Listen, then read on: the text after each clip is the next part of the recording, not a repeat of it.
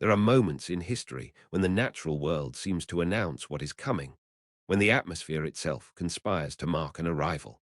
On the night of July 9th, 1856, a violent electrical storm rolled across the Balkan highlands of the Austrian Empire, splitting the sky above the Smiljan Valley with sustained, crackling brilliance.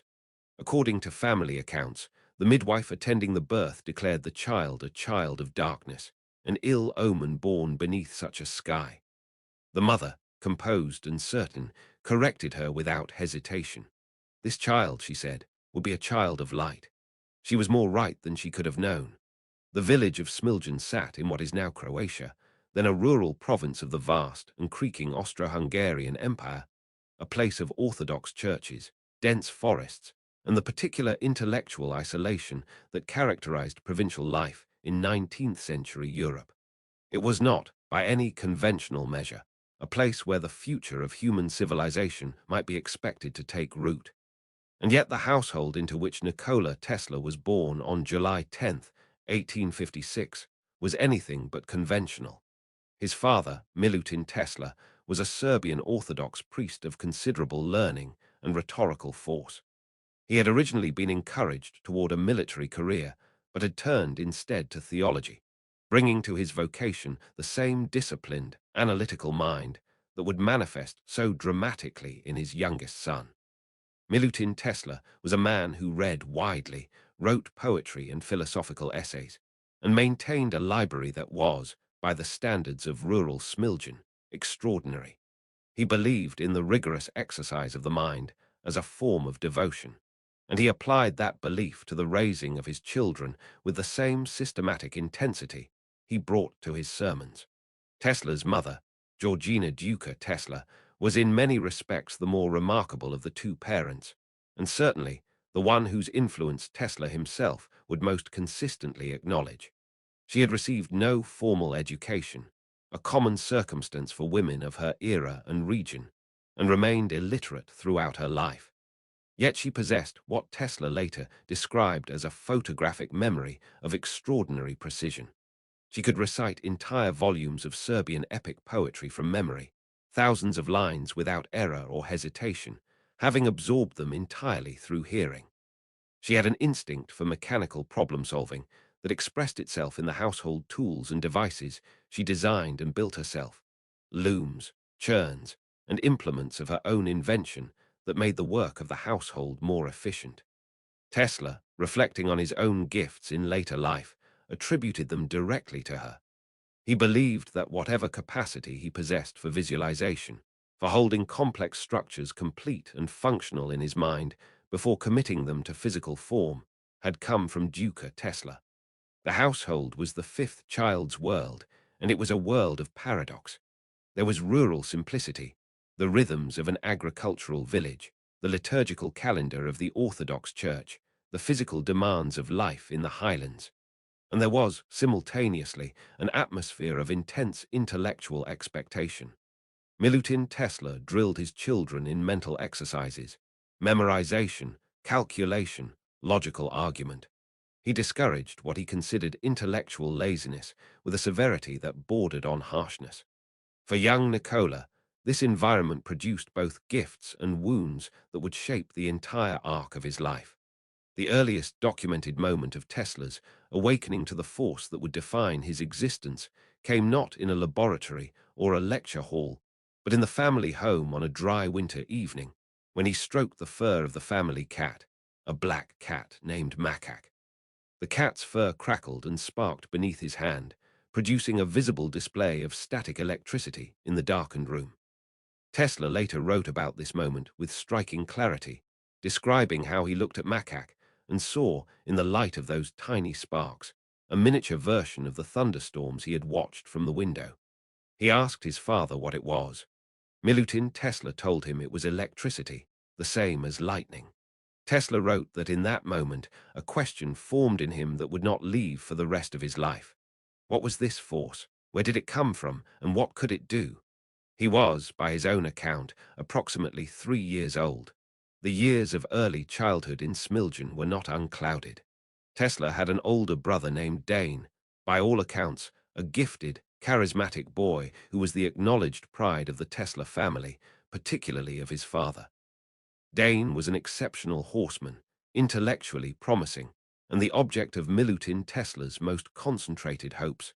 When Dane was killed in a riding accident, the precise circumstances are not fully documented, though Tesla's own memoir suggests the horse was startled and threw him. The family was shattered.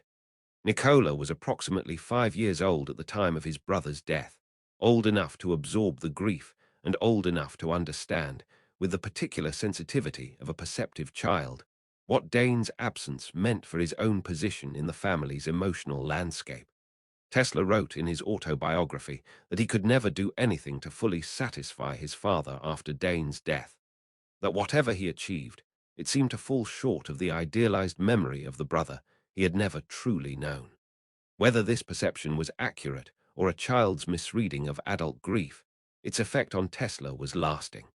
It installed in him a drive toward achievement that was never quite separable from a need for recognition that would prove, throughout his life, both a creative engine and a source of profound suffering. The family relocated from Smiljan to the nearby town of Gospic when Tesla was approximately 7, following his father's appointment to a new parish. The move brought new schools, new social environments, and new opportunities for the expression of the abilities that were already becoming apparent. Tesla's teachers in Gospic encountered something they were not equipped to explain. The boy could perform complex mathematical calculations entirely in his mind. Integral calculus, multiplication of large numbers, operations that his classmates required pencil and paper to attempt. He produced correct answers with a speed and certainty that his teachers found not impressive but suspicious. On more than one occasion, he was accused of cheating, of having worked out the answers in advance and memorized them. The accusation was both wrong and, in a deeper sense, not entirely inaccurate. Tesla had indeed worked out the answers in advance, but he had done so entirely within the architecture of his own mind in the seconds before he spoke. This capacity, the ability to construct and operate complete mental models of physical systems, was not simply a facility with numbers. It was something more fundamental and more unusual. Tesla could visualize objects in three-dimensional space with a completeness and precision that went far beyond ordinary imagination. He could rotate them, examine them from different angles, test them against hypothetical forces, and identify flaws in their design, all without drawing a single line or touching a single component. He would later describe this ability as both a gift and, in his younger years, something approaching a torment. The visions came unbidden, overlapping with his perception of the real world in ways that were sometimes difficult to distinguish from hallucination. His formal schooling continued through the higher real gymnasium in Karlovac, where he boarded with relatives and where his abilities in mathematics and physics became undeniable. He completed the 4-year course in 3 years. His physics teacher, a man named Martin Sekulic, used equipment that produced demonstrations of electrical phenomena, early motors, generators, the visible manifestations of the invisible force. Tesla watched these demonstrations with an intensity that other students found peculiar. He was not simply interested. He was, by his own later account, already beginning to see beyond what was being demonstrated, already asking, in the privacy of his own mind, what the machines could become if their principles were pushed further than anyone had yet pushed them. He left Karlovac in 1873, returned to Smiljan, and almost immediately contracted cholera. The illness was severe and prolonged, reducing him to a state of near-fatal weakness that lasted for months. It was during this period of physical helplessness that his father, who had maintained his insistence that Nikola would follow him into the priesthood, made a promise. If the boy recovered, he would be permitted to study engineering. Tesla recovered. The chapter of his origins closes here, in a sickbed in Smiljan, with a young man of extraordinary and largely unwitnessed gifts, a mind already populated with machines that did not yet exist, preparing to enter the world that would either recognize what he carried or fail to do so. The thunderstorm that had announced his birth had passed long ago. But the electricity it had awakened in him had never stopped moving. It was looking, as it had always been looking, for somewhere to go. A promise made to a dying boy is a promise of uncommon weight. Milutin Tesla had spent years steering his youngest son toward the priesthood, toward a life of theological service that mirrored his own. But in the autumn of 1873, watching Nikola reduced to skeletal fragility by cholera, the father relented. If the boy lived, he would study engineering. The boy lived, and the world of electrical science would never be the same. Tesla arrived at the Technical University of Graz, formerly known as the Joanneum Polytechnic School, in 1875, at the age of 19. The institution sat in the capital of the Austrian province of Styria, a city of Baroque architecture and serious academic tradition, a world removed from the orthodox villages and highland parishes of Tesla's childhood. The Technical University of Graz was one of the premier engineering institutions in the Austro-Hungarian Empire, a place where the most rigorous technical minds of the era came to be shaped and tested. For Tesla, stepping through its doors was not merely a change of geography. It was the first moment in his life when the environment around him was even remotely proportionate to the mind he carried. His first year at Graz became, by any measure, one of the most extraordinary academic performances the institution had witnessed. Tesla threw himself into study with an intensity that alarmed his professors and bewildered his fellow students. He reportedly studied between 18 and 20 hours each day, sleeping only a handful of hours before returning to his books and calculations. He mastered 6 languages. He earned the highest grades in his class across every subject, and his professors wrote to his father describing a student of exceptional promise. Milutin Tesla, receiving these letters, reportedly expressed not pride but concern. He wrote back urging his son to moderate his efforts before they destroyed his health. Tesla, characteristically, ignored the advice entirely. The curriculum at Graz covered the full spectrum of engineering and natural philosophy as understood in the 1870s: mathematics, physics, mechanics, and the emerging science of electricity. It was in this last domain that Tesla's education would produce its most consequential moment, though that moment arrived not as a triumph, but as a collision. In one of his physics lectures, a professor demonstrated a Gramme dynamo, a direct current electrical machine that represented the cutting edge of electrical technology at the time. The Gramme dynamo could function either as a generator, converting mechanical motion into electrical current, or as a motor, converting electrical current back into mechanical motion. It was, by the standards of 1875, a marvel of practical engineering. But Tesla watched the demonstration with the particular quality of attention that had always set him apart, not simply absorbing what was being shown, but simultaneously examining what was not being shown, what the machine implied beyond its immediate function. The Gramme dynamo, like all direct current machines of its era, used commutators and brushes, mechanical components that converted the naturally alternating current produced within the machine into the direct current that the technology of the day required. These components sparked. They wore down. They introduced friction and inefficiency into a system that Tesla's instinct told him should be capable of something cleaner and more powerful. He raised his hand and asked the question that would define the next decade of his life. Why, he asked, was it necessary to convert the alternating current at all? The machine naturally produced alternating current. Could that alternating current not be used directly, without the commutators, without the brushes, without the mechanical conversion that introduced all the inefficiency and sparking?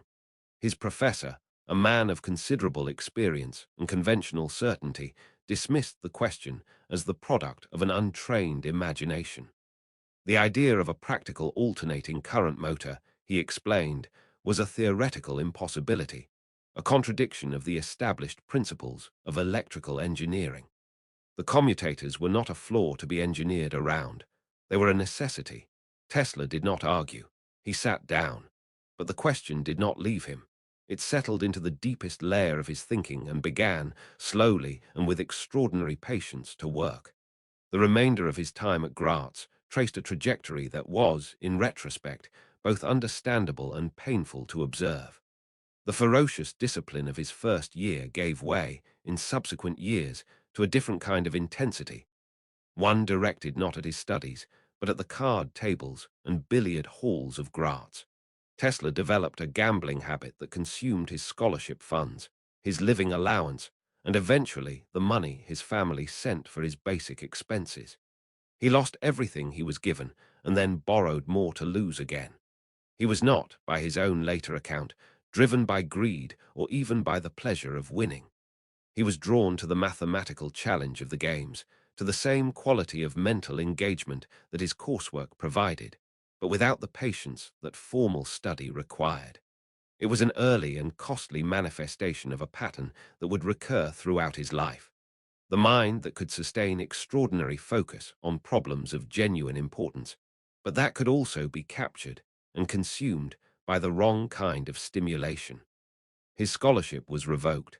His academic standing collapsed. He did not complete his degree at Graz. In 1880, he moved to Prague, where he attended lectures at the Charles Ferdinand University, an institution of distinguished history and serious intellectual life. But Tesla never formally enrolled.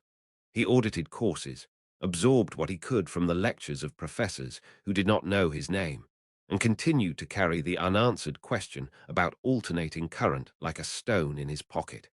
From Prague, he moved to Maribor, in what is now Slovenia, where he found work as a draftsman and later as an assistant engineer. The work was modest, and the pay was meager, but it kept him employed and gave his hands something to do while his mind continued its deeper work. His father died in 1879, before Tesla had achieved anything that might have justified the faith Milutin had ultimately placed in him, by allowing him to study engineering rather than theology. The loss was significant, and the timing was cruel. Tesla carried it forward with him into the next phase of his life. In 1881, Tesla moved to Budapest, where he had secured a position with the Central Telephone Exchange. It was in Budapest that the accumulated pressure of years, the unresolved intellectual obsession, the personal losses, the physical toll of his earlier extremes, finally broke him. He suffered what he later described as a complete nervous collapse, a period of hypersensitivity so extreme and so debilitating that it is difficult to read his accounts of it without a sense of genuine horror. The ticking of a clock in an adjacent room felt, he wrote, like the blows of a hammer directly against his skull. The vibration transmitted through the floor by a passing carriage caused him physical pain. Light was unbearable. Sound was unbearable. The ordinary sensory texture of the world had become, for reasons he could not explain and could not control, a source of continuous physical torment. He recovered slowly, aided in significant part by the companionship of a friend named Antal Scheijdi, who worked with him at the telephone exchange and who recognized that what Tesla needed, above all, was movement and fresh air. The two men walked together in the parks of Budapest, long, regular walks that gave Tesla's overwhelmed nervous system the rhythm and the space it needed to re-establish equilibrium. The recovery was gradual, and then, one evening in February 1882, it was suddenly and completely something else. Tesla and Scheijdi were walking in the city park at sunset. Tesla was reciting lines from Goethe's Faust, a poem he had committed to memory and returned to often. When, in the middle of a verse, something happened in his mind that he would spend the rest of his life attempting to describe adequately.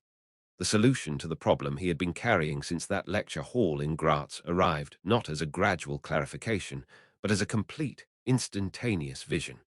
He saw, fully formed and fully operational, the principle of the rotating magnetic field, the insight that made an alternating current motor not merely possible, but inevitable. He understood in that moment that if two or more alternating currents, offset from each other in phase, were applied to the coils of a motor, they would produce a magnetic field that rotated continuously, dragging the motor's rotor with it without any need for commutators, without brushes, without mechanical conversion of any kind. He stopped walking. He picked up a stick. He drew the diagram in the dirt of the park path explaining to Scheijde what he was seeing as he drew it. Scheijde, by his own later account, understood enough to recognize that he was witnessing something extraordinary. Tesla stood in the fading light of a Budapest evening, looking at lines scratched in the earth, and saw in them the architecture of a technology that would eventually power the entire modern world. He was 25 years old. He had no laboratory, no funding, no institutional affiliation, and no completed degree. He had instead an idea of such fundamental importance that it would take the combined resources of one of America's most powerful industrialists, years of patent battles, and a World's Fair to demonstrate its truth to a skeptical civilization. The education of the visionary was complete. What remained now was the education of the world. There is a particular kind of courage required to cross an ocean with 4 cents in your pocket and a letter addressed to the most famous inventor on earth. A courage that is indistinguishable from the outside, from either supreme confidence or complete delusion. When Nikola Tesla stepped off the ship in New York Harbor in June of 1884, he carried almost nothing of material value. What he carried instead was a mind containing a complete, tested, mathematically verified vision of an electrical system that the civilization he was entering had not yet imagined, and a letter of introduction written by Charles Batchelor, one of Thomas Edison's most trusted associates in Europe. Tesla had spent time in Paris working for the Continental Edison Company, troubleshooting electrical installations and demonstrating the kind of sustained, brilliant technical competence that had impressed Batchelor enough to write the letter. The precise wording of that letter has become one of the most quoted sentences in the history of technology. According to accounts that have circulated since Tesla's own era, Batchelor wrote that he knew two great men, and that the young man presenting the letter was one of them. Whether those were the exact words is impossible to verify with certainty, but the sentiment was clear enough. This was not an ordinary job applicant. This was someone worth Edison's personal attention. The New York that received Tesla in 1884 was a city in the middle of an electrical revolution, and Thomas Edison was its undisputed architect. Edison had given the world the phonograph in 1877, the practical incandescent light bulb in 1879, and in 1882 had opened the world's first commercial electrical power station on Pearl Street in Lower Manhattan, a direct current system that lit the offices and homes of the surrounding neighborhood and announced, to anyone paying attention, that the age of electrical civilization had arrived. By 1884, Edison was not merely famous. He was something close to mythological, the self-made American genius, the wizard of Menlo Park, the man who had bent the natural world to human purpose through sheer, relentless empirical effort. The contrast between the two men could hardly have been more complete, and it is worth dwelling on that contrast because it explains, more than any single incident, why their relationship was always going to end badly. Edison was 47 years old in 1884, partially deaf since childhood, formally educated only through the age of 12, and constitutionally skeptical of theoretical science. His method was famous and genuinely effective. Try everything, keep what works, discard what doesn't, and never stop. He reportedly said that genius was 1% inspiration and 99% perspiration, and he meant it as a description of his actual working practice. Mathematics, to Edison, was a tool of limited utility. The real world was what mattered, and the real world yielded its secrets to persistence, not to equations. Tesla was 27, European, formally trained in the rigorous mathematical tradition of the Austro-Hungarian technical universities, and committed to a method that was almost the precise inverse of Edison's. Where Edison built and tested and rebuilt, Tesla calculated. He constructed complete working models of machines inside his mind, tested them against every variable he could imagine, identified their failure points, and corrected them, all before a single physical component was fabricated. He had, by the time he arrived in New York, been carrying a complete mental model of a working alternating current motor for 2 years. He had never built one. He didn't need to. He already knew it worked. Tesla went to work at Edison Machine Works, and the early period of his employment there was, by most accounts, a genuine success. He distinguished himself quickly. The work at Edison Machine Works in 1884 was demanding and constant. The company was expanding rapidly, installing electrical systems across the city and troubleshooting the inevitable problems that arose when a new technology met the complexity of real-world conditions. Tesla threw himself into this work with the same intensity he had brought to his first year at Graz, working long hours and solving problems that had defeated other engineers. His colleagues recognized his ability. Edison himself, by several accounts, took notice. The laboratory culture that Edison had created was unlike anything Tesla had encountered in Europe. It was loud, competitive, and deliberately anti-theoretical, a place where the premium was on practical results delivered quickly, where the atmosphere was one of sustained, almost combative empiricism. Edison ran his operations on the principle that any problem could be solved if you were willing to work hard enough and try enough approaches. Tesla found this environment both stimulating and, at a deeper level, philosophically alien. He was surrounded by men who distrusted the kind of thinking he did best. The incident that has defined the Tesla-Edison relationship in historical memory, and that must be handled with the care it deserves, concerns the redesign of Edison's direct current dynamos. According to Tesla's own account, written years after the fact, Edison offered him $50,000 to redesign and improve the efficiency of his DC generators. Tesla accepted the challenge and spent approximately a year on the project, working with characteristic intensity and producing a complete redesign that, by his account, dramatically improved the performance of the machines. When he presented his results and asked about the promised payment, Edison reportedly told him that he had been joking, that Tesla, as a recent immigrant, had not yet understood American humor. The historical record here requires honesty. Tesla's version of this story comes primarily from his own later writings, produced at a time when his relationship with Edison had long since become one of public rivalry and private bitterness. Edison's own records and the accounts of his associates do not corroborate the $50,000 offer. It is possible that Tesla misunderstood the terms of an informal arrangement. It is possible that Edison made a promise he never intended to keep. It is possible that the truth lies somewhere between these versions, in the ambiguous territory of verbal agreements made in a competitive workplace between two men who fundamentally misunderstood each other. What is not in dispute is the outcome. Tesla resigned from Edison Machine Works in 1885, feeling that his contributions had been inadequately compensated and his abilities insufficiently recognized.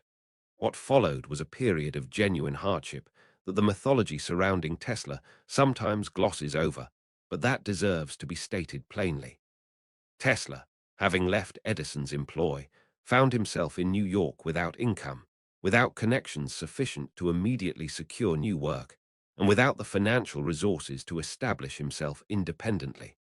He spent a period digging ditches, working as a manual laborer for the Edison Electric Light Company, the very organization whose intellectual foundations he had helped to strengthen. The man who had visualized the future of electrical power in a Budapest park was laying cable in the streets of Manhattan for daily wages. It would be easy to frame this period purely as humiliation, and Tesla himself sometimes framed it that way in retrospect. But it is worth noting what else was happening during those months. Tesla was talking. He was describing, to anyone who would listen, the alternating current system he had been developing in his mind since Graz. He was articulate, precise, and compelling when he spoke about his ideas, and the ideas themselves were extraordinary enough that some of the people who heard them recognized their significance. Among those people were two investors, Benjamin Vail and Robert Lane, who agreed to fund a new enterprise. In 1885, the Tesla Electric Light and Manufacturing Company was formed. The company's initial focus was not on alternating current, but on improved arc lighting systems, a more immediately commercial proposition that the investors understood and could sell. Tesla delivered. He designed an improved arc lamp system that worked well and generated revenue. He filed his first American patents. He was, for a brief period, operating as an independent inventor with a functioning business and a legitimate claim on the future. And then the investors dissolved the company, took the patents, and left Tesla with nothing but stock certificates in an enterprise that no longer existed. The second betrayal was, in some ways, more damaging than the first, because it came not from a man Tesla had misread, but from men he had trusted with his first independent work. He was back where he had started, in New York, without resources, with ideas that no one had yet given him the means to realize. The ditch digging resumed. The winter of 1886 was, by Tesla's own account, the lowest point of his American experience. But the ideas did not stop. They never stopped. And the city around him was changing fast enough that the right combination of people and capital and timing was, eventually, inevitable. Tesla was 30 years old, carrying a vision of electrical power that would transform civilization, and the world was almost ready to listen. The shadow of Edison had fallen across his path and briefly obscured him. It would not obscure him much longer. What was coming next, the laboratory, the patents, the partnership that would change everything, was already taking shape in the conversations and introductions that Tesla's talent, even in its most difficult period, continued to generate. The betrayal had been real. The consequences had been severe. But the man who had survived cholera in Smiljan and a nervous collapse in Budapest was not finished. He was, in the most important sense, only just beginning. Before a single vote was cast, before a single contract was signed, the outcome of the greatest technological battle of the 19th century was already written in the mathematics of physics, in the immutable laws governing how electrical energy moves through wire and space and distance. The tragedy of the war of currents is not that the wrong side won. The tragedy is that so much damage was done, so many animals died, and so much human ingenuity was spent on destruction rather than creation before the inevitable finally arrived. To understand what was at stake, it is necessary to understand, in plain terms, what direct current and alternating current actually are, and why the difference between them mattered so profoundly to the civilization that was learning, in the 1880s, to depend on electrical power for the first time. Direct current flows in one direction. It moves from a source of higher potential to a source of lower potential in a continuous, unidirectional stream, like water flowing through a pipe under pressure. It is stable, predictable, and well understood. Edison had built his entire electrical empire on direct current, and by 1885, that empire was substantial. The Pearl Street Station in Manhattan, opened in 1882, had demonstrated that a commercial electrical power system was viable, and Edison's organization had expanded rapidly, installing DC systems in cities across the United States and Europe. The technology worked. The business worked. The world was beginning to wire itself for electricity, and Edison's direct current was the medium through which that wiring was happening. But direct current carried within it a fundamental limitation that no amount of engineering ingenuity could fully overcome. Electrical energy, when transmitted through a wire as direct current, loses a significant portion of its power to resistance in the wire itself. The longer the wire, the greater the loss. To minimize this loss, the current must be transmitted at very high voltage. But the technology of the 1880s had no practical means of raising or lowering DC voltage efficiently. The result was that Edison's power stations could serve only a small radius, roughly 1 mile in any direction, before the energy loss became economically and practically unacceptable. A city could be served by a network of such stations, but at enormous cost. The countryside, the vast territories beyond the urban core, could not be served at all. Edison's electrical civilization was, by the physics of direct current, a civilization of neighborhoods, not of continents. Alternating current behaves differently.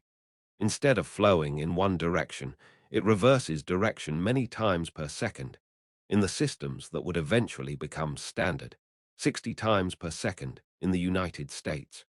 This oscillating behavior, which made alternating current seem impractical and even dangerous to engineers trained on direct current principles, was in fact its supreme advantage.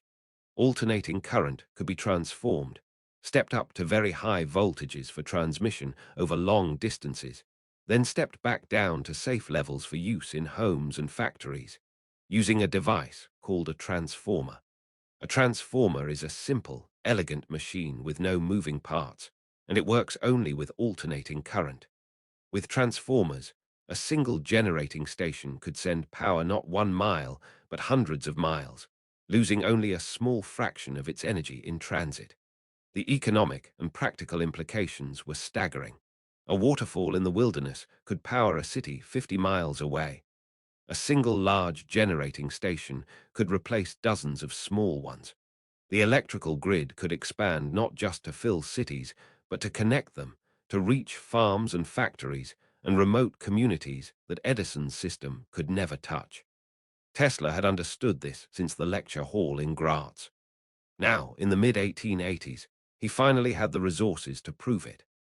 The path from Tesla's period of hardship to his transformative partnership with George Westinghouse ran through a series of introductions and demonstrations that gradually brought his alternating current system to the attention of people with the capital to act on it. Alfred Brown, a superintendent at Western Union, and Charles Peck, a New York attorney, became Tesla's backers in 1887, providing him with a laboratory on Liberty Street in Manhattan and the financial support to develop and patent his AC motor and polyphase power system. Tesla worked with extraordinary speed and focus. Within months, he had built working models of the AC induction motor, the polyphase generator, and the transformer system that connected them.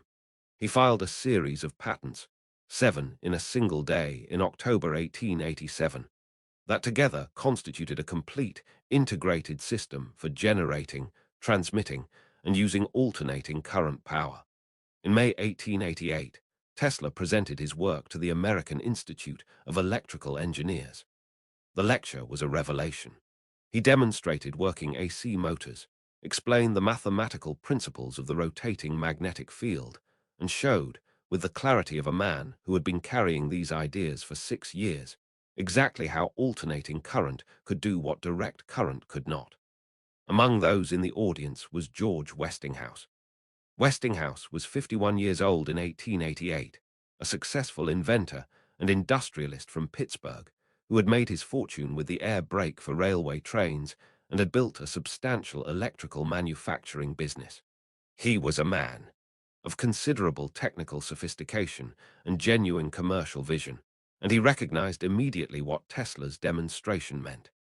He had already been working with alternating current systems developed by European engineers, but Tesla's polyphase system was more complete, more elegant, and more powerful than anything he had seen. Westinghouse traveled to Tesla's laboratory, examined the equipment, and made an offer.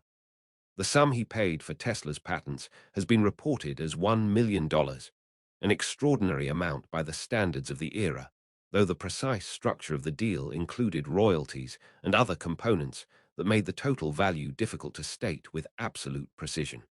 What is not in dispute is that it was a transformative transaction that gave Tesla financial security for the first time in his life, and gave Westinghouse the intellectual property he needed to challenge Edison's dominance. Edison's response was not long in coming, and it was not measured.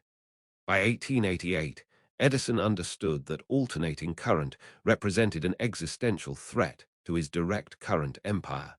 He had invested enormous capital, enormous personal prestige, and years of organizational effort in building a DC electrical infrastructure. The prospect of that infrastructure being rendered obsolete by a competing technology was not something he was prepared to accept without a fight. What followed was a campaign of public persuasion that historians have since characterized as one of the most cynical and deliberately misleading in the history of technology.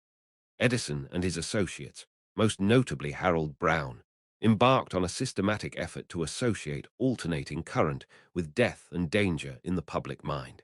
Brown, operating with access to Edison's laboratory, and at least the tacit support of Edison's organization, conducted public demonstrations in which animals were electrocuted using alternating current. Dogs were killed first, then larger animals. The demonstrations were staged for journalists and invited audiences, framed as scientific evidence that AC power was inherently lethal. The fact that direct current, at sufficient voltage and amperage, is equally capable of killing living creatures was not mentioned. The fact that the danger of any electrical system depends on how it is engineered and deployed, not on whether the current alternates, was not mentioned either. The campaign extended to the development of the electric chair.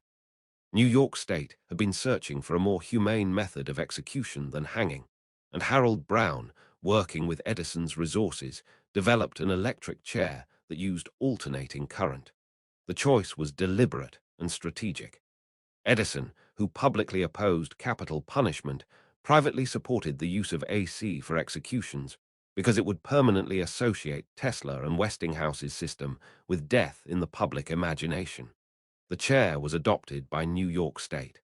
The first execution using it took place in 1890. Edison's associates even proposed that the verb for execution by electric chair should be to Westinghouse. The most dramatic and disturbing episode of this campaign came years later, in 1903, when a circus elephant named Topsy was electrocuted at Coney Island using alternating current. Topsy had killed 3 men and was condemned to death. The electrocution was filmed, the footage survives, and has been associated in popular accounts with Edison's anti-AC campaign, though historians note that by 1903 the war of currents was already effectively over, and the direct connection to Edison's deliberate strategy is less clear than it is sometimes presented. What the episode represents, regardless of its precise relationship to Edison's campaign, is the degree to which the battle over electrical standards had descended from engineering argument to spectacle and fear. Against this backdrop of deliberate misinformation, the alternating current system continued to demonstrate its practical superiority wherever it was given the opportunity to operate. The decisive public demonstration came in 1893 at the World's Columbian Exposition in Chicago. The World's Fair organized to celebrate the 400th anniversary of Columbus's arrival in the Americas. The exposition was the largest public event in American history to that point, a vast complex of buildings and grounds on the shore of Lake Michigan that would receive approximately 27 million visitors over its 6-month run. It required an enormous amount of electrical power, and the contract to provide that power was the subject of intense competition. Westinghouse and Tesla's AC system won the contract, underbidding Edison's DC organization by a substantial margin, a margin made possible precisely by the efficiency advantages of alternating current transmission. The exposition opened in May 1893, illuminated by more than 100,000 incandescent bulbs powered by Tesla's polyphase AC system. The lights worked. They worked flawlessly night after night for millions of visitors who had never seen anything like it. The White City, as the exposition's central complex was called, blazed with electrical light that seemed to contemporaries almost supernatural in its abundance and reliability. The war of currents was not yet officially over, but its outcome was no longer genuinely in doubt. The final, decisive blow came from Niagara Falls. The Niagara Falls Power Company had been planning for years to harness the enormous hydroelectric potential of the falls, and the question of which electrical system to use had been the subject of extended deliberation by a commission of engineers and businessmen.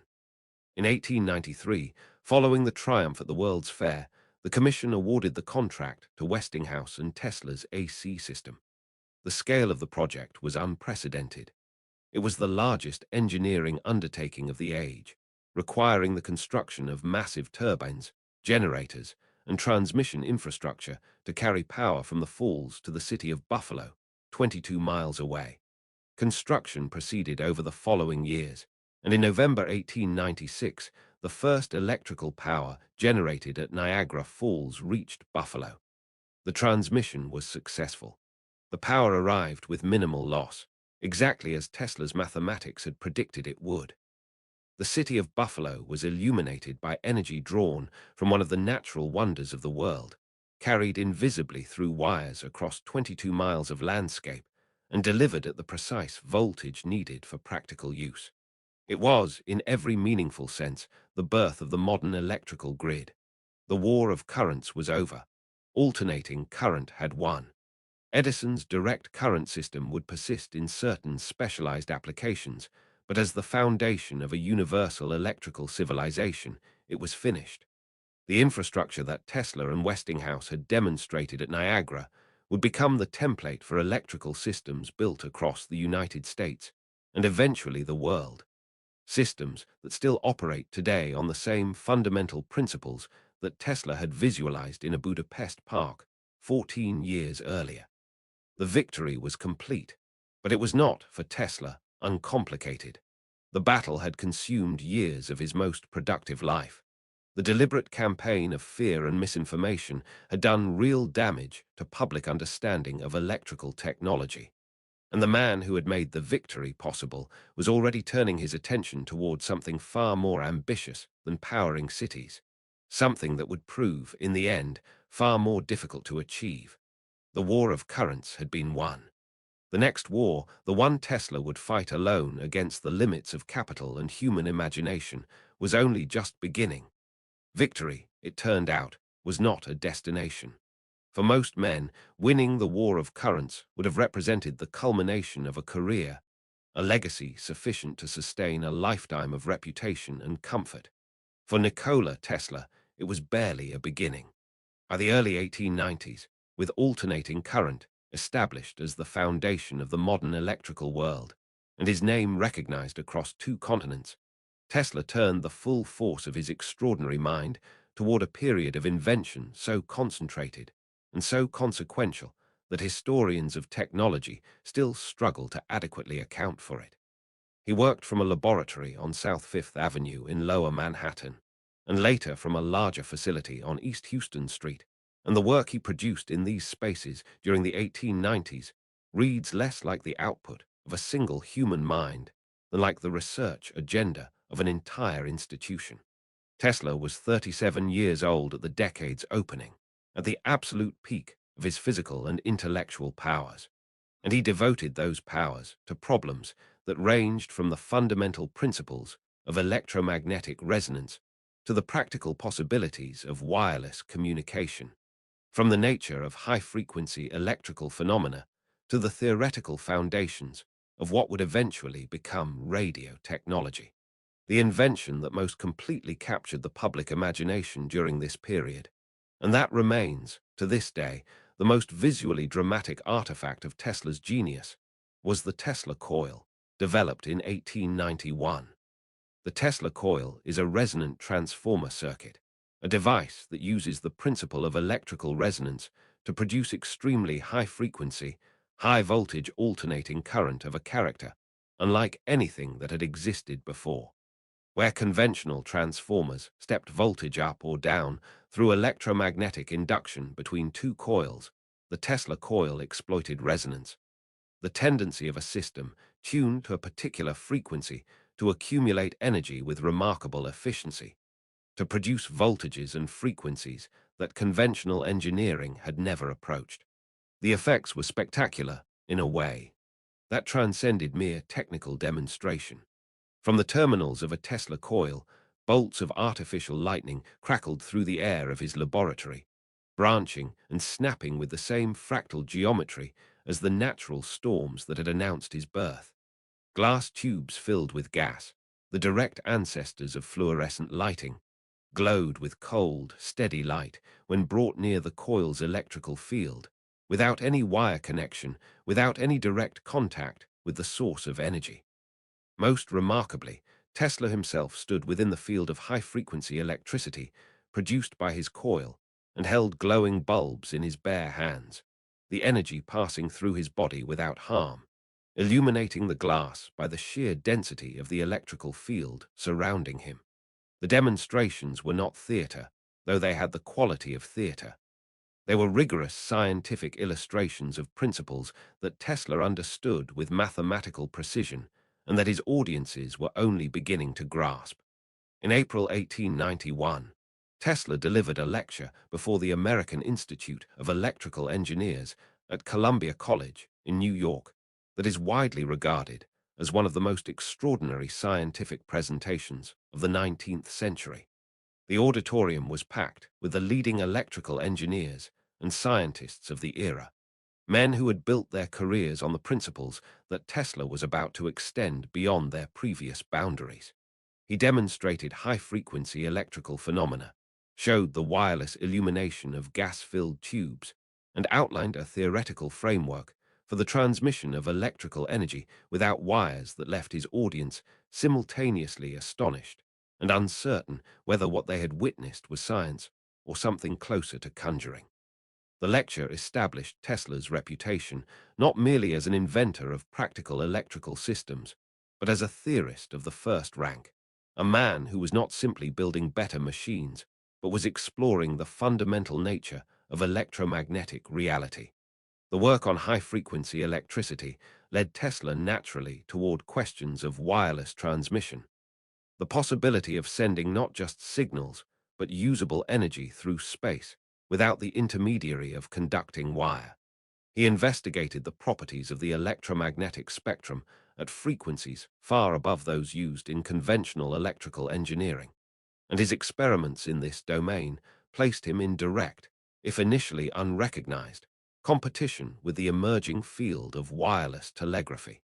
His investigations into radio frequency transmission, conducted throughout the early 1890s, produced insights and patents that would later become the subject of one of the most significant intellectual property disputes in the history of technology.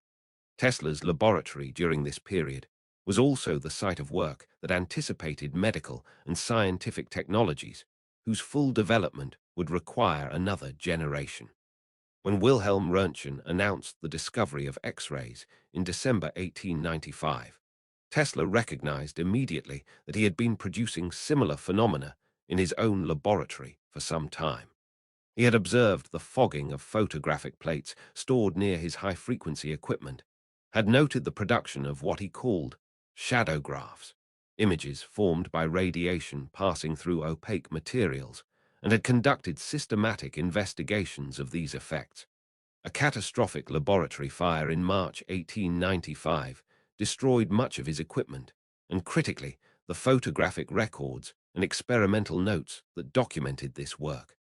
The fire was a devastating blow, both materially and in terms of the historical record. Tesla's independent investigation of X-ray phenomena, conducted simultaneously with, and in some respects prior to Röntgen's published work, was never fully reconstructed, and the priority question remains, as a result, permanently unresolved. The invention that perhaps most completely demonstrated the scope of Tesla's vision during this period came in 1898 at Madison Square Garden.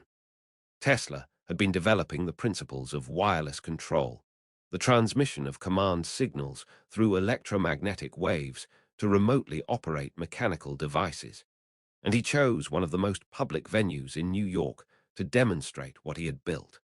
In a pool of water constructed within the garden, Tesla operated a small boat using radio signals transmitted from a handheld control box. The boat responded to his commands, turning, stopping, starting, reversing, with a precision and reliability that left the assembled audience genuinely bewildered. Tesla called the device a teleautomaton. It was the world's first demonstration of wireless remote control, a technology so far ahead of its time that many observers assumed hidden wires or a trained operator concealed within the hull. There were neither. The boat was controlled entirely by electromagnetic signals, operating on principles that would not become standard engineering practice for another half-century. Tesla attempted to interest the United States military in the teleautomaton, envisioning fleets of wirelessly controlled torpedo boats and submarines that could wage warfare without risking human life. The military was not ready for the concept. The technology was real, the principles were sound, and the demonstration was unambiguous. But the imagination required to translate what Tesla had shown into strategic doctrine was not yet present in the institutions he approached. It would take decades and the development of entirely separate technological lineages before remote-controlled weapons systems became a standard feature of military arsenals. Beyond the inventions themselves, the 1890s were also the period in which Tesla's personality crystallized into the form that would define his public image for the rest of his life. He was, by this point, a figure of genuine celebrity, invited to the finest social gatherings in New York, sought out by journalists and scientists from across the world, photographed and profiled, and celebrated as the embodiment of the age of electricity. He dressed with meticulous elegance, favoring white gloves and precisely tailored suits, and maintained a physical appearance that reflected the same obsessive attention to detail that characterized his laboratory work. He dined regularly at Delmonico's restaurant, where he occupied a particular table and followed particular rituals with the cutlery and napkins that his companions learned not to disturb. His friendship with Mark Twain was one of the genuine warmths of his social life during this period. Two men of extraordinary imagination who recognized in each other a quality of mind that the ordinary social world rarely provided. Twain visited Tesla's laboratory on multiple occasions and was photographed there, holding one of Tesla's wireless lamps in the electrical glow of the coil. The friendship was real and mutual, and it stands as evidence that Tesla, despite the eccentricities that were already becoming pronounced, was capable of genuine human connection when the connection was with someone whose intellectual range matched his own. The eccentricities themselves were, by the 1890s, well established. His aversion to round objects was documented by colleagues who learned not to place spherical items on his desk. His discomfort with human hair, particularly women's earrings and pearl jewelry, was severe enough that social encounters involving such items caused him visible distress. He was obsessive about the cleanliness of his hands and his eating utensils, requiring fresh napkins in quantities that waiters at his regular restaurants came to anticipate. He calculated the cubic volume of his food before eating it. He walked precisely measured distances each day and felt genuine unease when circumstances prevented him from completing his count. Modern clinicians, examining these documented behaviors, would likely recognize patterns consistent with obsessive-compulsive disorder, a condition that, in Tesla's era, had no name and no treatment, and that was simply absorbed into the larger mythology of eccentric genius. The behaviors were not performance. They were not affectation. They were the visible surface of a neurological reality that Tesla managed, throughout his most productive years, with remarkable effectiveness, channeling the same compulsive precision that expressed itself in his rituals into the mathematical exactitude of his scientific work. The 1890s ended with Tesla's reputation at its absolute zenith, and his ambitions expanding beyond anything that his existing laboratory facilities could contain. The Tesla coil, the teleautomaton, the high-frequency investigations, the wireless illumination demonstrations, these were not, in Tesla's own understanding, ends in themselves. They were steps toward something larger, something that the confined spaces of Manhattan could not accommodate. He needed scale. He needed altitude. He needed, specifically, the thin, electrically active air of the American West, where the atmosphere itself might serve as both laboratory and medium for the experiments he was planning. The wizard of Lower Manhattan was preparing to leave his workshop. What he was building toward would require the sky. In the spring of 1899, a man carrying blueprints for the future boarded a train heading west from New York, leaving behind the crowded laboratories and social obligations of Manhattan for something altogether more elemental, a high desert plateau where the sky met the earth in almost daily electrical violence, and where the atmosphere itself crackled with the kind of raw, unmediated energy that Nikola Tesla had been chasing since a winter evening in Smiljan, when a black cat named Macaque had first shown him lightning in miniature. Tesla arrived in Colorado Springs in May 1899 with a specific and extraordinary purpose. He had chosen the location deliberately, with the same methodical precision that characterized every significant decision of his scientific life. Colorado Springs sat at an elevation of roughly 6,000 feet above sea level in the shadow of Pikes Peak, where the air was thinner, drier, and far more electrically conductive than the humid atmosphere of the eastern seaboard. Thunderstorms rolled across the Front Range with a frequency and intensity that made the region one of the most electrically active environments in North America. For Tesla, who believed that the Earth itself was a vast electrical conductor, and that the atmosphere above it was a medium through which enormous quantities of energy might be transmitted without wire, Colorado Springs was not merely convenient. It was essential. The funding that made the Colorado Springs experiment possible came from several sources, most significantly John Jacob Astor IV, the wealthy New York socialite and investor who had become one of Tesla's admirers and financial supporters. Astor's backing, combined with contributions from other investors who believed in Tesla's vision of wireless power transmission, gave the inventor the resources to construct what would become one of the most remarkable scientific facilities ever built on American soil, and one of the most temporary. The laboratory Tesla constructed on the eastern outskirts of Colorado Springs was a large wooden building of deliberately simple construction, designed not for permanence, but for function. What made it extraordinary was what rose above it. A massive Tesla coil occupied the interior of the building, its dimensions far exceeding anything Tesla had previously built in his Manhattan laboratories. Above the roof, extending into the Colorado sky, stood a wooden tower approximately 200 feet tall, topped by a large copper sphere. The entire structure was designed as a single integrated system for producing and projecting electrical energy of unprecedented magnitude, a machine for talking to the Earth, and perhaps, Tesla believed, for listening to it as well. The experiments Tesla conducted at Colorado Springs between May 1899 and January 1900 were documented in a set of laboratory notes that survive today and that constitute one of the most remarkable scientific records of the era. They reveal a mind working at the absolute boundary between verified science and speculative vision, conducting rigorous measurements and calculations while simultaneously entertaining possibilities that his contemporaries found difficult to evaluate, and that history has judged with a mixture of admiration and skepticism. The most straightforwardly documented achievement of the Colorado Springs period was the production of artificial lightning bolts of extraordinary scale. Tesla's enlarged Tesla coil, operating at its full capacity, generated electrical discharges of up to 130 feet in length, the largest man-made electrical discharges ever created at that time. The bolts were accompanied by thunder audible 10 miles away from the laboratory, a detail that gives some sense of the energies involved. Local residents reported the ground crackling beneath their feet when Tesla's equipment was running at full power. The air around the laboratory smelled of ozone. The demonstrations were not conducted for public audiences.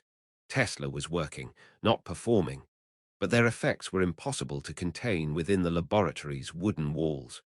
Among the experiments Tesla documented in his Colorado Springs notes was a test of wireless power transmission at significant distance. According to his own records, he succeeded in illuminating 200 incandescent light bulbs without wires from a distance of approximately 25 miles. The precise details of this experiment, the exact configuration of the receiving equipment, the efficiency of the transmission, the independent verification of the results, remain subjects of historical discussion, as the documentation comes primarily from Tesla's own notes rather than from independent observers. What is not in dispute is that Tesla was conducting serious, systematic investigations of wireless energy transmission at a scale that no one had previously attempted, and that his results, whatever their precise parameters, convinced him that the fundamental principle was sound. The Colorado Springs period also produced what became, in subsequent decades, one of the most discussed and debated episodes in Tesla's entire career. In his laboratory notes, Tesla recorded the detection of what he described as rhythmic patterned electrical signals in the atmospheric noise he was monitoring with his sensitive receiving equipment. The signals, he wrote, appeared to follow a numerical sequence, 1, 2, 3, repeated with a regularity that seemed to him inconsistent with the random electrical activity of natural atmospheric phenomena. He allowed himself, in the privacy of his notes and later in public statements, to entertain the possibility that what he was hearing were communications of extraterrestrial origin, perhaps from Mars, which was at that time a subject of considerable popular and scientific speculation, following the publication of Percival Lowell's theories about Martian civilization. The scientific community received this claim with immediate and sustained skepticism, and the documentary record of subsequent scientific understanding supports that skepticism fully. What Tesla almost certainly detected were natural electrical phenomena, possibly the signals produced by lightning discharges in distant thunderstorms, possibly the electromagnetic emissions of Jupiter, possibly terrestrial atmospheric effects that his equipment was sensitive enough to register, but that he lacked the theoretical framework to correctly identify.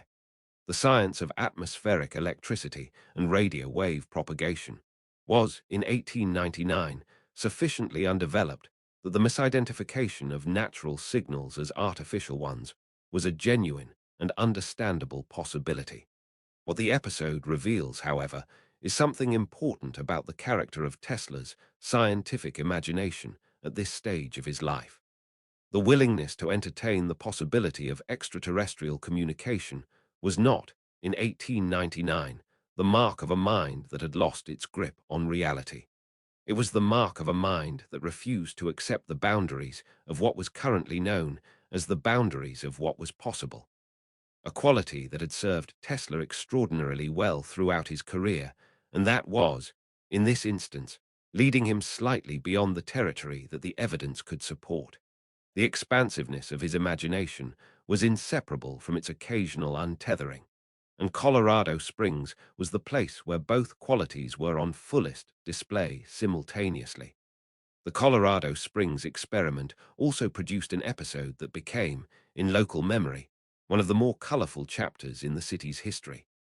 Tesla's equipment, operating at full power, drew electrical current from the Colorado Springs electrical grid in quantities that the local generating infrastructure was not designed to supply. The result was catastrophic for the power company. Tesla's apparatus burned out the generator, plunging Colorado Springs into darkness. The power company was not pleased. Tesla, by various accounts, was required to repair the generator at his own expense before the company would restore his electrical service. The incident illustrated, with some humor and considerable practical inconvenience, the gap between the scale of Tesla's ambitions and the capacity of the existing infrastructure to support them. Colorado Springs had been chosen partly because of its proximity to Pikes Peak, and Tesla's stated ambition for the work he was conducting there was characteristically grand in its geographic scope, according to Colorado Public Radio's documentation of this period. Tesla came to Colorado in 1899 with the declared intention of sending a signal from Pikes Peak to Paris, a goal that encapsulated his fundamental conviction that the Earth itself, properly understood and properly engaged, could serve as the medium for a global communications and power transmission system that would make the laying of cables and the stringing of wires across continents and oceans unnecessary. The months Tesla spent in Colorado Springs were, by his own assessment, among the most productive and revelatory of his scientific life. He filled his laboratory notebooks with measurements, calculations, and theoretical conclusions that he believed had established, beyond any reasonable doubt, the feasibility of his vision for worldwide wireless power transmission. He had demonstrated, to his own satisfaction, that the Earth resonated electrically at frequencies that his equipment could excite and detect. He had produced electrical effects at distances that no one had previously achieved. He had listened, with instruments of extraordinary sensitivity, to the electrical voice of the planet itself. In January 1900, Tesla packed his notes, closed his Colorado Springs laboratory, and returned to New York. The wooden tower on the eastern outskirts of the city was dismantled. The extraordinary equipment was removed. Within months, the site was empty, as if the most ambitious electrical experiment in history had never taken place there at all. What Tesla carried back east was not hardware, but conviction, the absolute certainty that what he had proven in the thin air of the Colorado high desert could be scaled, refined, and deployed as the foundation of a global system that would change the nature of human civilization as fundamentally as the harnessing of Niagara Falls had changed the nature of electrical power. He had a vision of breathtaking scope, and he believed solid scientific foundation. He had notes, calculations, and the memory of lightning bolts that had shaken the ground for miles. What he needed now was capital on a scale that matched the ambition, a patron powerful enough and far-sighted enough to fund not a laboratory experiment, but a world system. He returned to New York, knowing exactly who he needed to find. The question was whether that person would be willing to see what Tesla saw when he looked at the Earth and heard, in its electrical hum, the possibility of everything. There are failures that diminish a person, and there are failures that reveal the full measure of what a person attempted. The story of Wardenclyffe Tower belongs to the second category, a catastrophe so complete and so public that it has become, in the century since the dynamite fell, not a monument to inadequacy, but to the particular cruelty that history sometimes visits upon those who see too far ahead of the world they inhabit. Tesla returned from Colorado Springs in early 1900, carrying something more dangerous than certainty. He carried a vision so complete, so internally consistent, and so far beyond the comprehension of the financial world he needed to persuade, that the gap between what he understood and what he could communicate to men of capital would prove, in the end, unbridgeable. The vision was this: not a wireless telegraph station, not a competitor to Marconi's transatlantic signal experiments, but a system of global electrical transmission that would make the entire surface of the Earth a medium for both communication and power. Every person on the planet, Tesla believed, could draw electrical energy from the ground beneath their feet, transmitted from a network of towers that would charge the Earth itself like a vast spherical capacitor. The information age and the age of universal energy access would arrive simultaneously, delivered freely to everyone. To build the first node of this system, Tesla needed money on a scale that only a handful of individuals in America could provide. He needed, specifically, J.P. Morgan. John Pierpont Morgan was, in 1900, the most powerful private financier in the United States, arguably in the world. He had reorganized the American railroad system, created United States Steel, and rescued the federal government from financial crisis. He was a man of enormous practical intelligence and correspondingly enormous impatience with impracticality. He was also, crucially, a man who understood that the electrical industry was going to define the economic landscape of the coming century, and who had already invested substantially in Edison's enterprises. When Tesla approached him, Morgan was receptive, but his receptiveness was calibrated to a specific and commercially legible proposition. Morgan agreed to invest $150,000 in Tesla's project. The sum was substantial, and it came with the implicit understanding that what Tesla was building was a wireless telegraphy facility, a commercial communication system that would compete with Marconi and generate revenue from the transmission of messages across the Atlantic. This was a business Morgan could evaluate, a market he could understand, a return on investment he could calculate. He signed the agreement in March 1901, and construction began almost immediately on a 200-acre site at Shoreham, on the north shore of Long Island, in a location that would come to be known as Wardenclyffe. The tower that rose from that Long Island landscape over the following months was unlike anything that had been built before. Tesla had engaged Stanford White, one of the most celebrated architects of the Gilded Age, to design the structure, a choice that reflected Tesla's belief that what he was building deserved not merely functional engineering, but architectural ambition, proportionate to its historical significance. White's design produced a wooden tower 187 feet tall, topped by a 55-ton steel hemisphere that gleamed in the Long Island light. The tower was not merely a transmission antenna. It was, in Tesla's conception, the visible portion of a far larger structure that extended downward as well as upward. Beneath the tower, Tesla planned an elaborate network of underground tunnels and iron pipes driven deep into the earth. What he described, in his characteristic blend of engineering precision and poetic metaphor, as the roots of the tower. These roots were designed to make the tower electrically continuous with the planet itself, to create a direct conducting path between the transmitting equipment above ground and the vast electrical reservoir that Tesla believed existed within the Earth. The tower would not merely radiate energy into the atmosphere. It would pump energy into the Earth, exciting the planet's natural electrical resonance and allowing receivers anywhere on the globe to draw power from the ground beneath them, the way a plant draws water through its roots. The laboratory building, adjacent to the tower, was designed to house the generating equipment, the control systems, and the research facilities that Tesla intended to use not just for the initial commercial operation, but for the ongoing development of the global system he envisioned.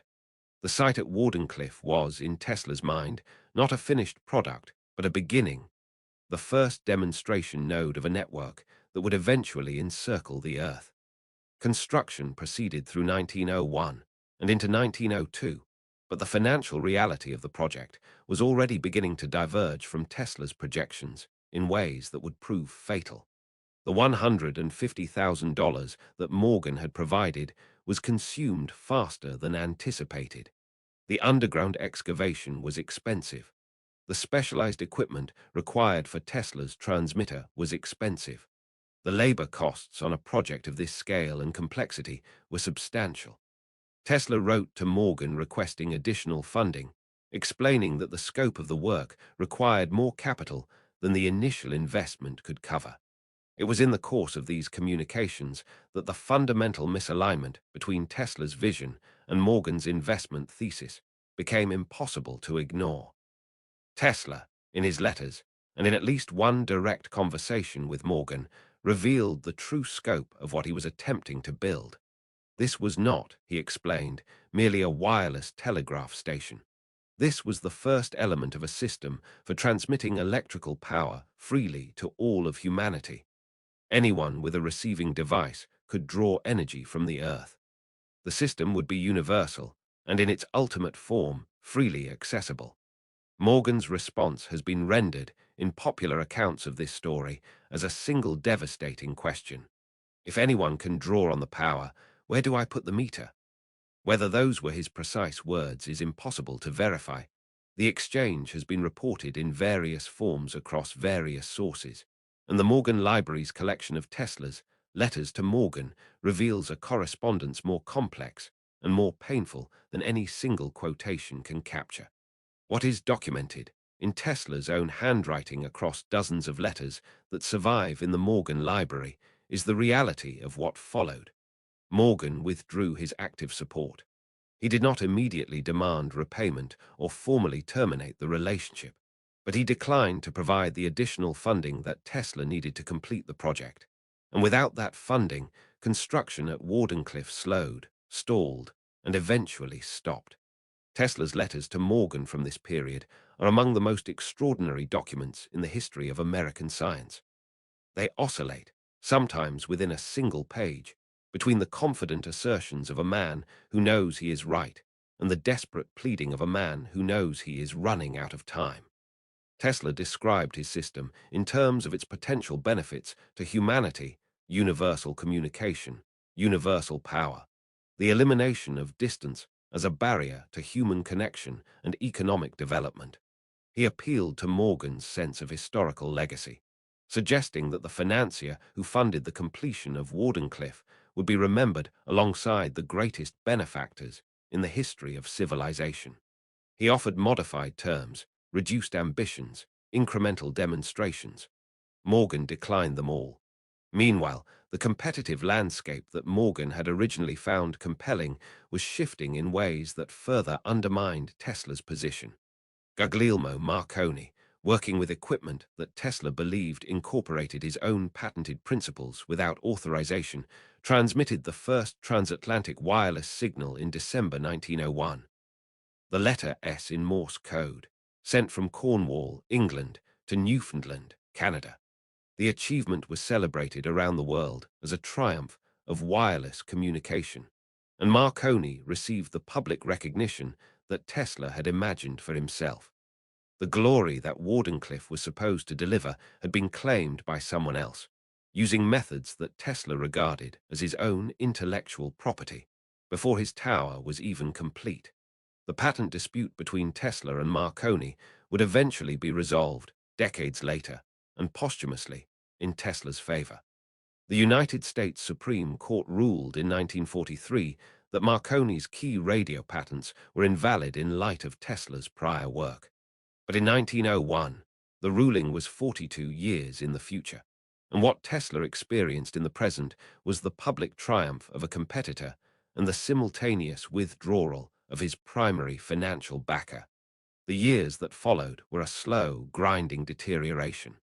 Tesla continued to work at Wardenclyffe, sustained by smaller investments and his own increasingly strained resources.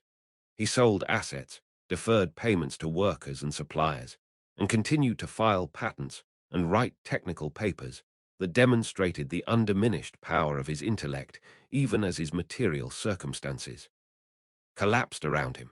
The workers who had built the tower went unpaid. The suppliers who had provided materials pursued legal remedies. Tesla moved between hotels in New York, running up bills that he could not settle, sustained by the conviction that a single additional infusion of capital would allow him to complete the demonstration that would vindicate everything. The conviction was not irrational. The science underlying Wardenclyffe was not fraudulent. Wireless power transmission, the principle that Tesla was attempting to demonstrate at scale, is real, and the 20th and 21st centuries have produced working implementations of it, from the inductive charging pads that power modern smartphones to the resonant coupling systems used in electric vehicle charging. What Tesla lacked was not scientific validity, but the financial runway to reach the demonstration that would have made that validity undeniable to the investors and institutions whose support he needed.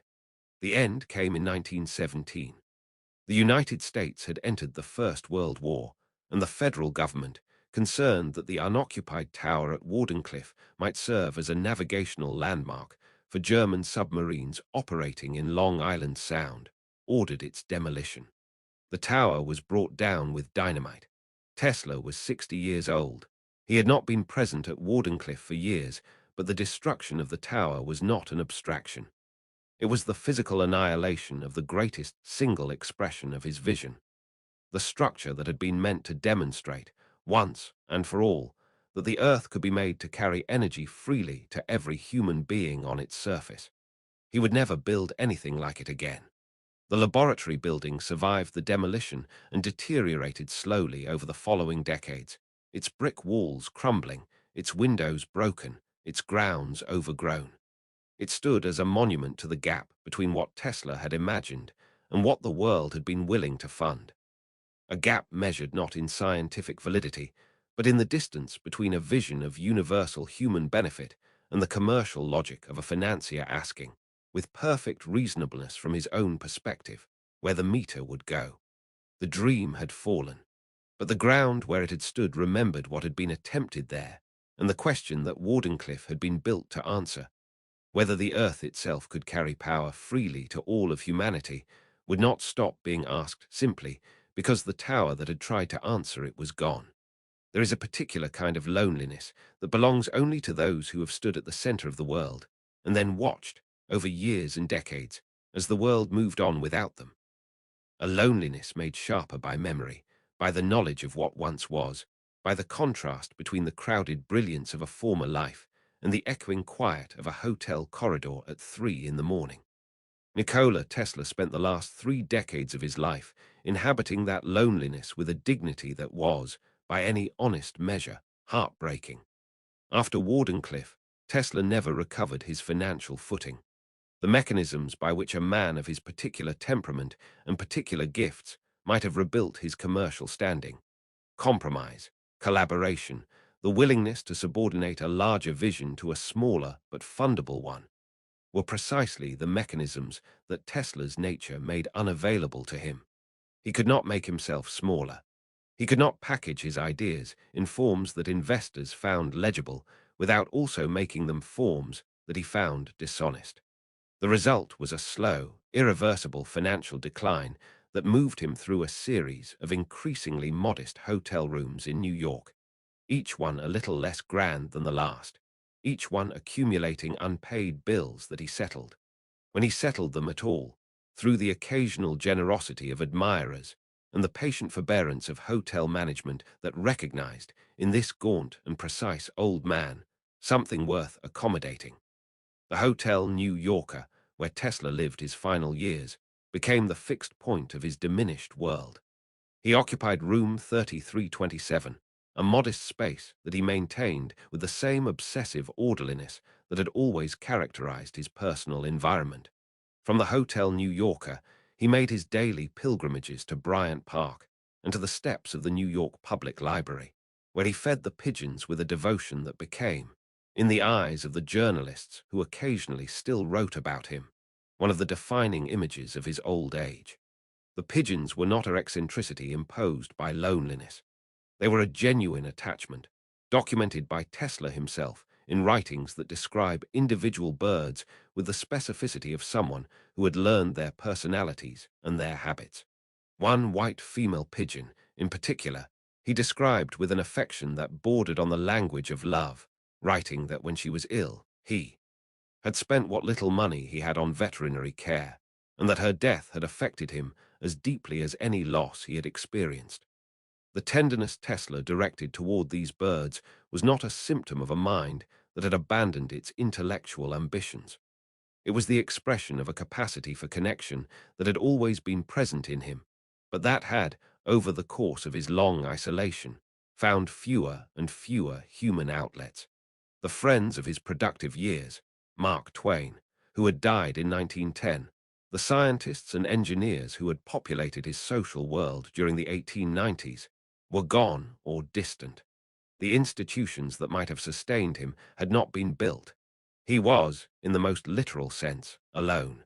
His later inventions and technical claims during this period deserve honest assessment, because the mythology that has accumulated around Tesla tends toward two equally distorting extremes, either dismissing everything he produced after Wardenclyffe as the confused output of a deteriorating mind, or treating every claim he made as suppressed genius awaiting vindication.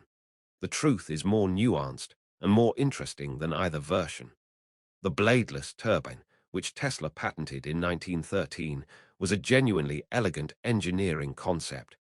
Rather than using bladed rotors to extract energy from a fluid flow, Tesla's turbine used a series of closely spaced parallel disks, exploiting the boundary layer effect, the tendency of a viscous fluid to adhere to and be dragged along by a solid surface, to transfer energy from the fluid to the rotating disk assembly.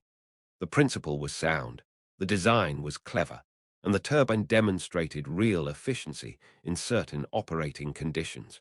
Its practical limitations, the difficulty of manufacturing the disks to the tolerances required for optimal performance, the sensitivity of the boundary layer effect to variations in fluid viscosity and flow rate, proved significant enough that the turbine never achieved widespread commercial adoption.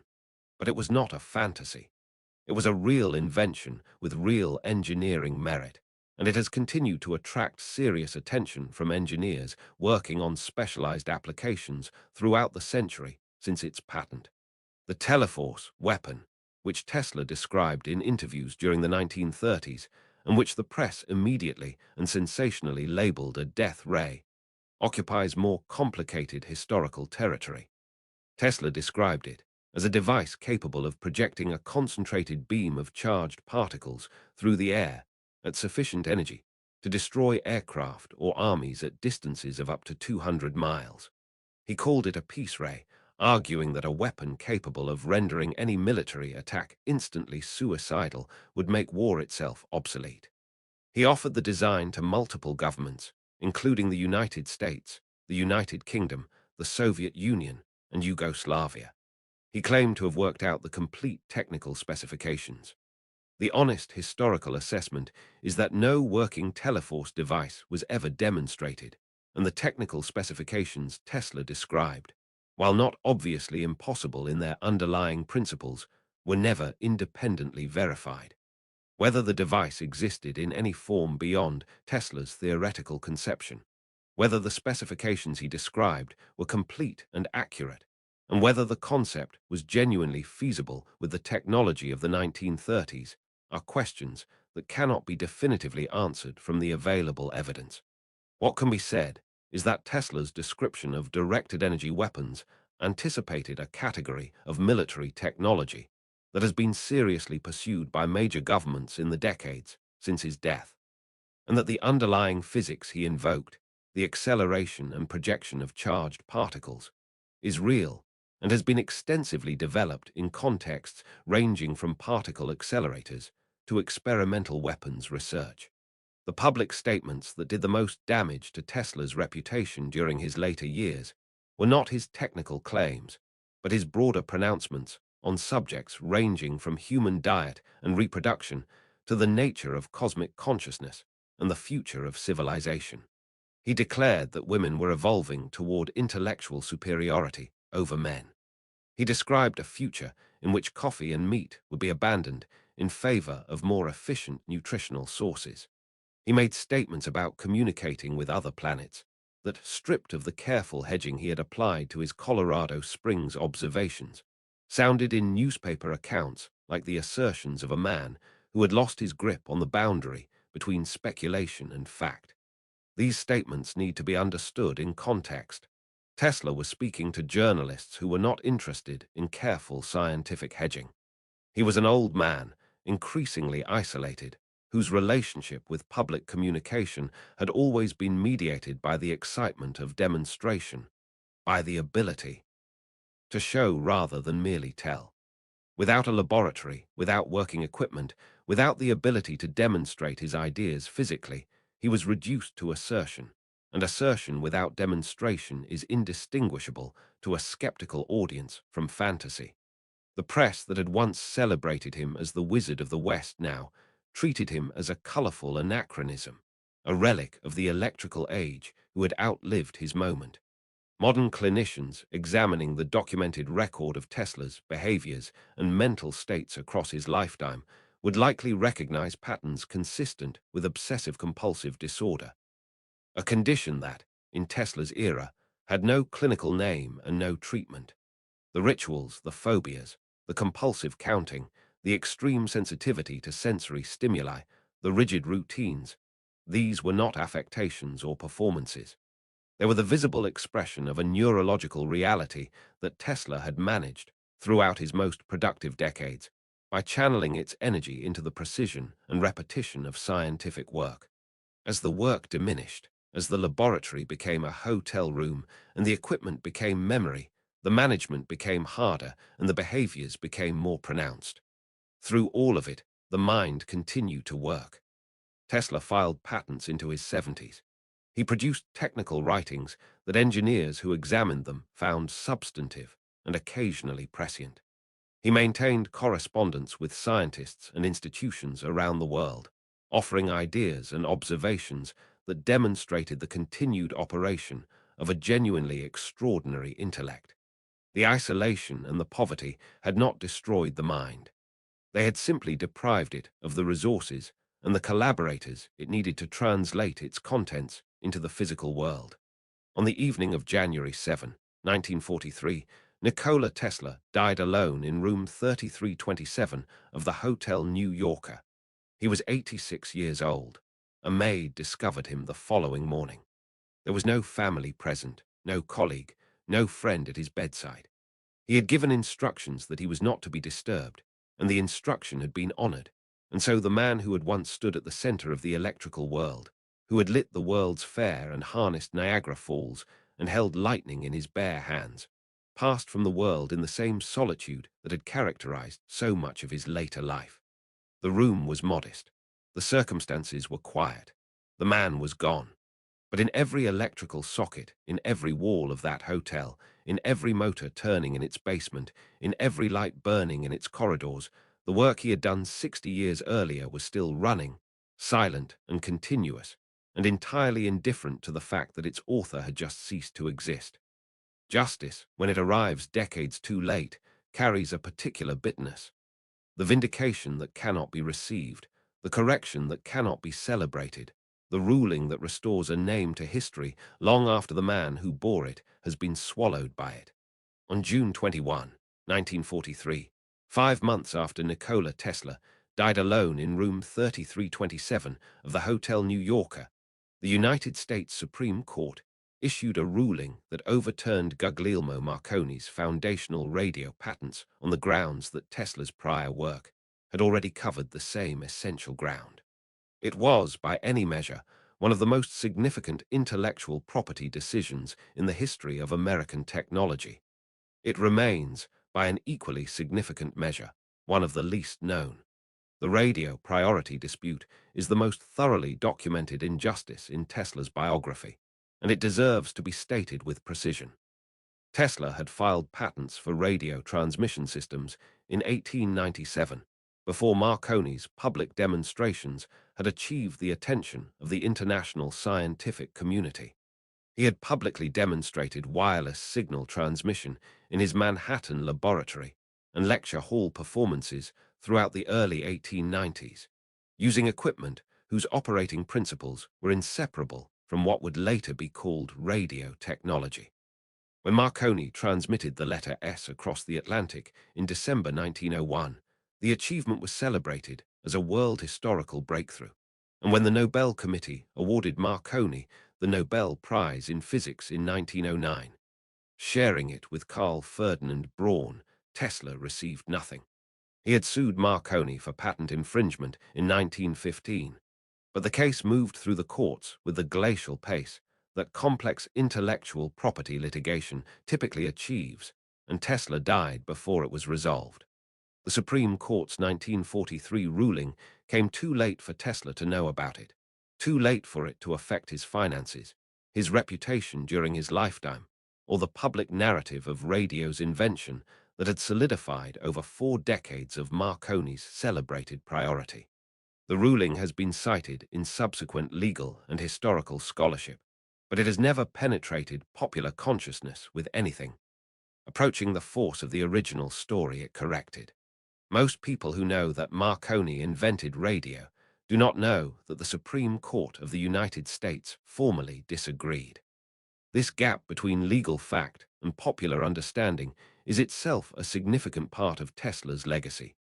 The pattern by which documented corrections to the historical record have failed to displace the narratives they corrected.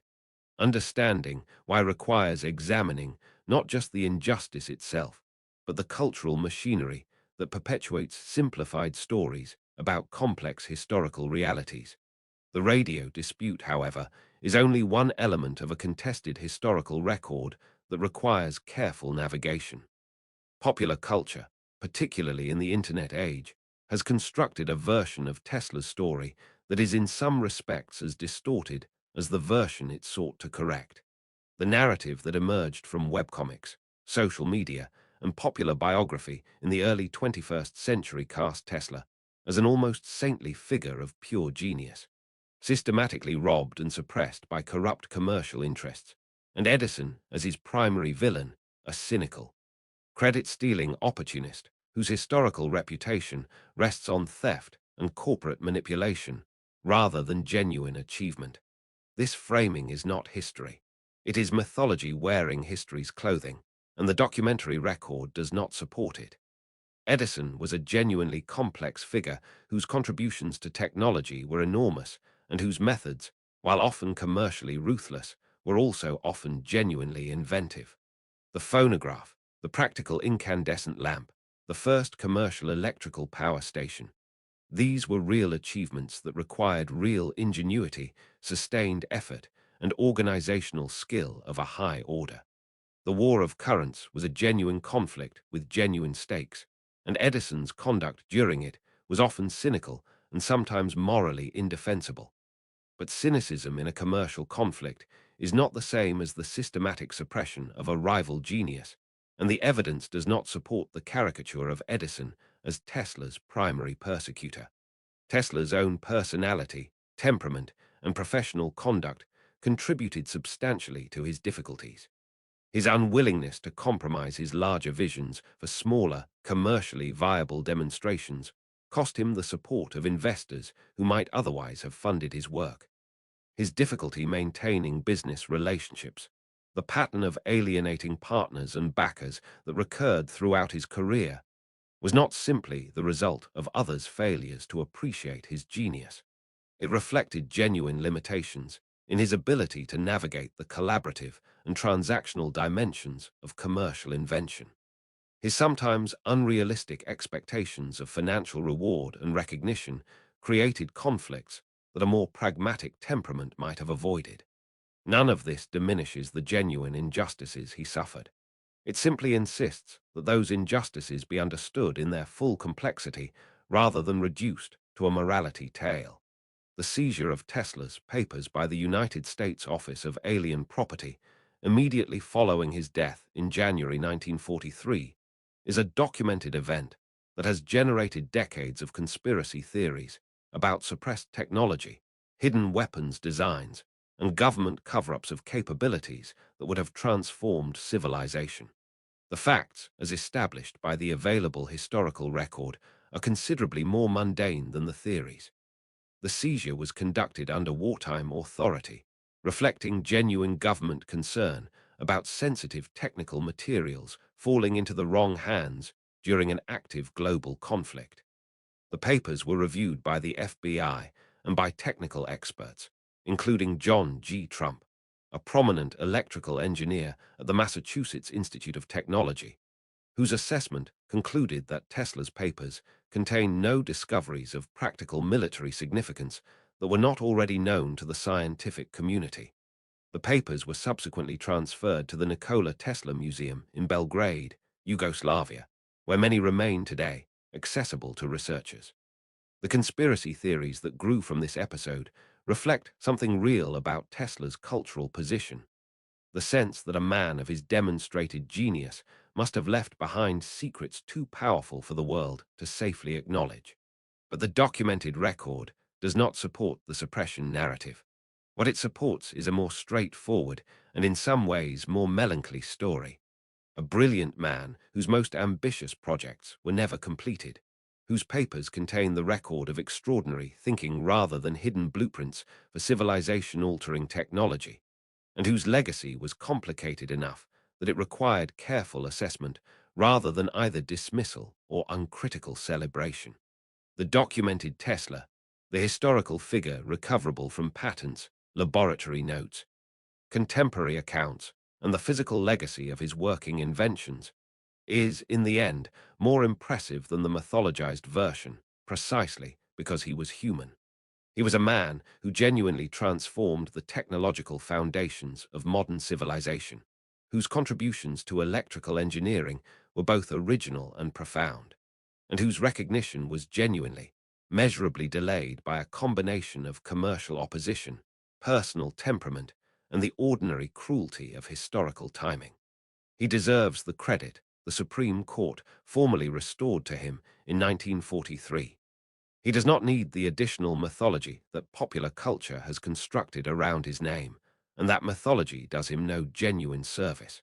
The real Tesla, born in a thunderstorm, educated in the technical institutes of the Austro-Hungarian Empire, arriving in New York with 4 cents and a letter of introduction, lighting the World's Fair, harnessing Niagara, building a tower on Long Island that was meant to power the world, is a figure of sufficient stature to stand without embellishment.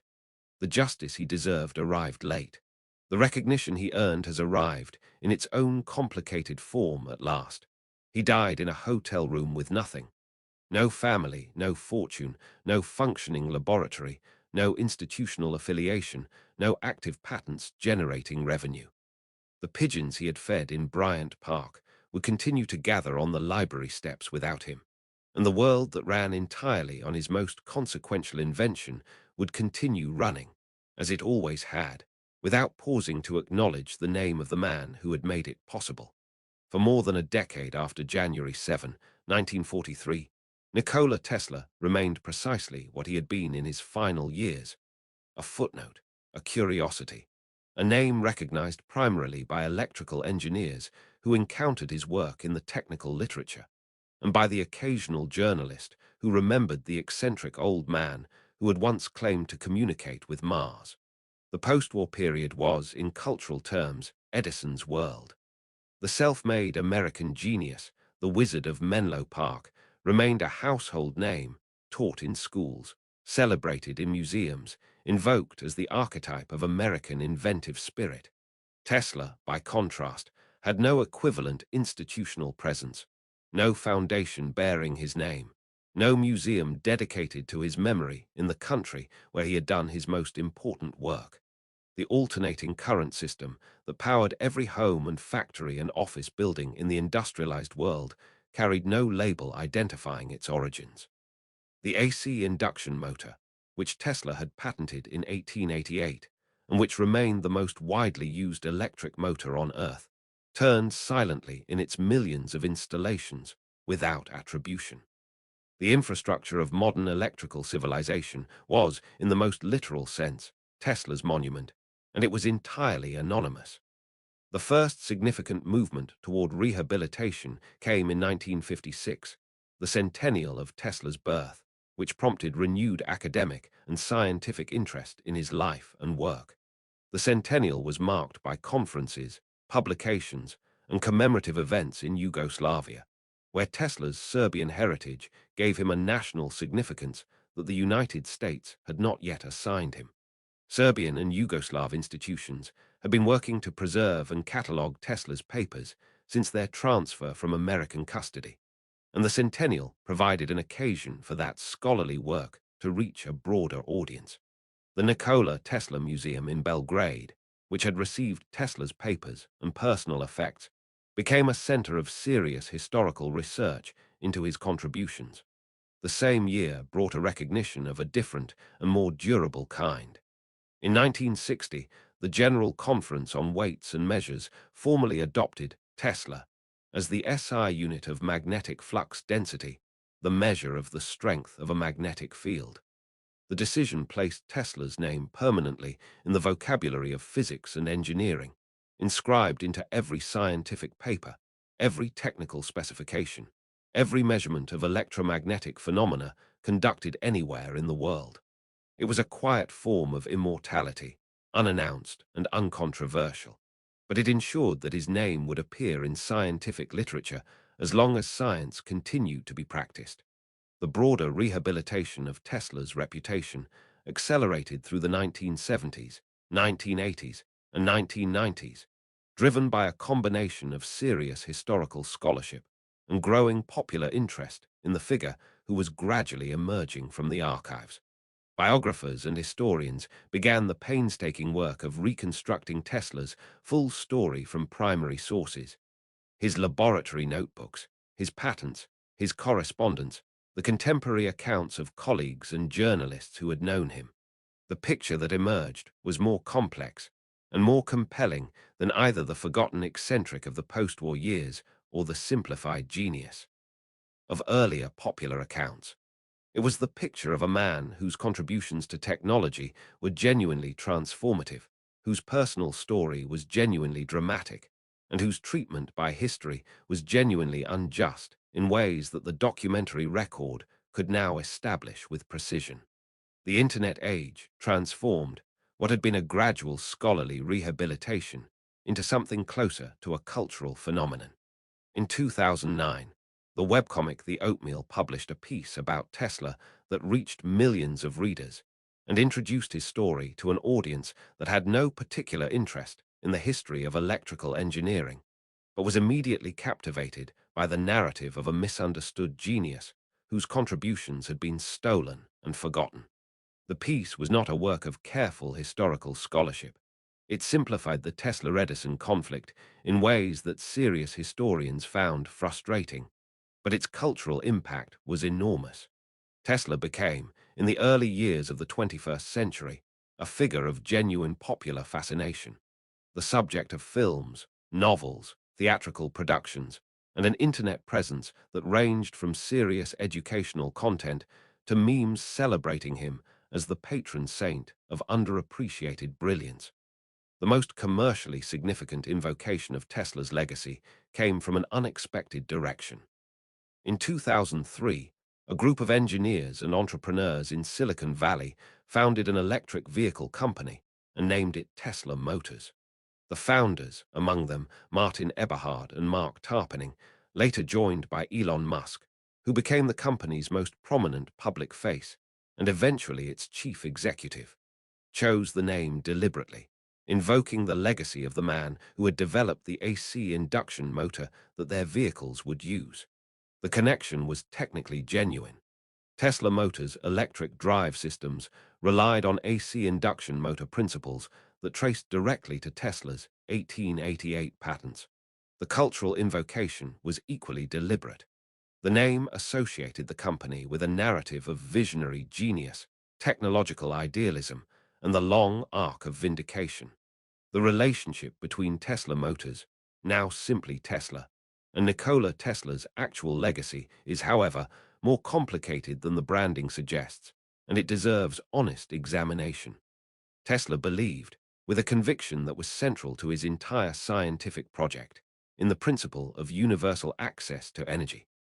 His vision for Wardenclyffe was not a commercial wireless power system, but a free one, a global infrastructure that would make electrical energy available to every human being on Earth, regardless of their ability to pay for it.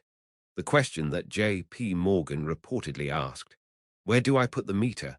was not merely a practical business concern. It was, in Tesla's understanding, a fundamental miscomprehension of what electrical power was for. The company bearing his name sells luxury electric vehicles at prices that place them beyond the reach of the vast majority of the world's population. The irony is not lost on those who have studied Tesla's actual writings and beliefs, and it is worth acknowledging rather than papering over with the convenience of a shared name. The most direct and emotionally resonant act of institutional tribute to Tesla's memory came not from a corporation, but from a crowdfunding campaign. The site of Wardenclyffe Tower on Long Island had passed through various private hands over the decades since the tower's demolition in 1917, eventually becoming a photography supply warehouse. By the early 21st century, the property was for sale, and there was genuine concern that it would be developed commercially, erasing the last physical remnant of Tesla's greatest ambition. In 2012, a campaign to purchase the Wardenclyffe site and establish it as a museum and educational facility was launched online. The campaign raised over $1 million in its first 2 weeks, a demonstration of the depth of public affection for Tesla's memory that surprised even those who had organized it. The Tesla Science Center at Wardenclyffe is now a functioning museum and educational facility, occupying the original laboratory building that survived the tower's demolition.